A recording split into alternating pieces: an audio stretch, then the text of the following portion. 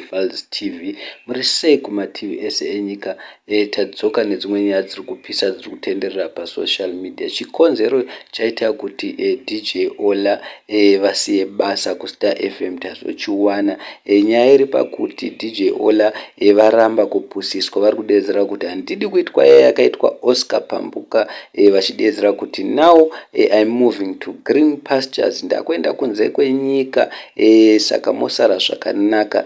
Zvaita kuti vamwe vazukuru vambuya nehanda vashamisike because vakawanda vanhu were caught off guard, vanga vasingafungidziri kuti ndo zvichataurwa naDJ Ollah because vakadedzera kuti vane special announcement guys.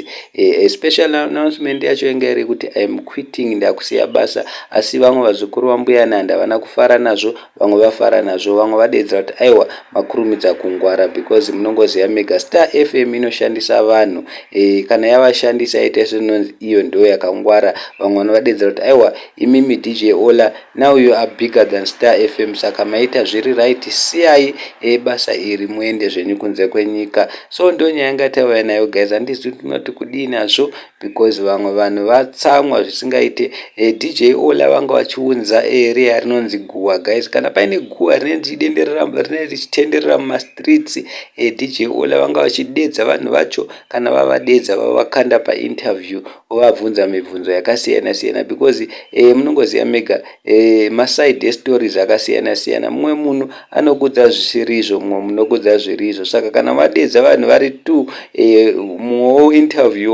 interview tobva taziva kuti ari kunyepera mumwe ndeupi. So vanhu vadedzera kuti aiwa apa we are very disappointed because hatimbofi takaona mumwe munhu akaita semi imi mamuchibata basa sebasa, hatizivi kuti achazopinda achagona here kuita basa rakaita seiriri. Asi ivo vati handidzokere mumashure, ndakuenda kunze kwenyika, I'm going abroad. Thank you so much guys, don't forget to subscribe and like our videos kuti aende kure.